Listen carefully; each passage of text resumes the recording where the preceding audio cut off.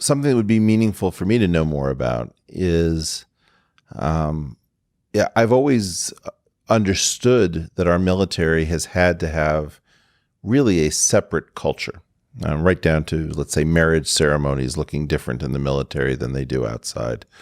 And one of my questions is, to what extent is the military still a separate culture? Do I have that wrong? And then following up on that, to what extent are the individual special forces units really an entirely alternate world, with different practices, different disciplinary regimes, things that are unthinkable, let's say, in the civilian world? The military is made up of a bunch of human beings, people from America, from every different walk of life in America, and they all come in.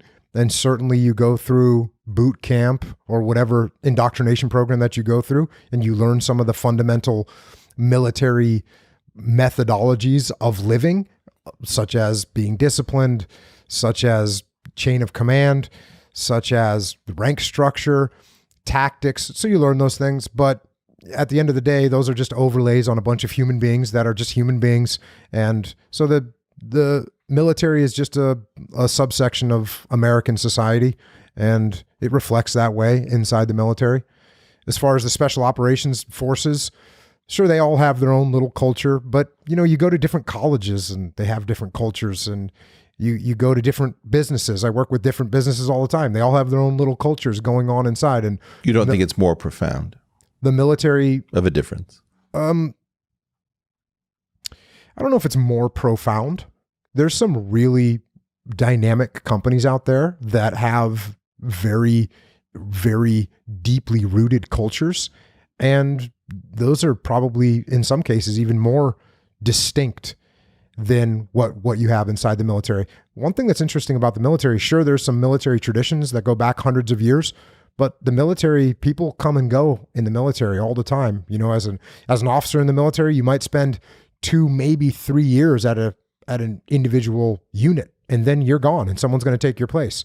So it's not like a business or a company where sometimes you go to a company. I work with companies where there's been people there for 28 years, throughout the chain of command. Maybe it's a frontline worker that's been running some machine at a company for 27 years, or maybe it's the CEO who's owned the business or started the business or inherited the business or bought the business, but he's been there for a long time.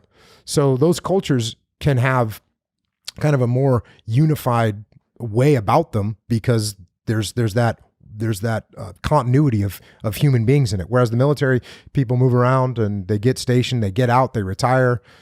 But so there's cultures, I think, in everywhere. And the military certainly has a culture, but depending on what you're into, if you go to a Grateful Dead show, you'll see a strong culture there that everyone dresses the same, everyone looks the same, everyone probably thinks very similarly. If you go to a Metallica show, same thing. People are going to dress very similarly. So I guess I think everyone's got a culture, and it's present in the military for sure, but I think there's cultures everywhere. Somebody who was in the military once said to me that you have to understand that the military values interoperability in place of continuity, that because people are constantly being moved around, the culture is almost defined by a kind of mental flexibility of a certain kind. And that the person went on to say that American companies used to move people around and have stopped doing that largely. So that it used to be, in his estimation, that our companies like a Procter & Gamble or an Exxon would be much more like the military, and that they would have an expectation that you would be posted to a particular place for a couple of years. There would be sort of a welcome wagon, and there was a way of absorbing families, and that had actually been given up, and that the military had retained some of that, but that was in fact also at risk.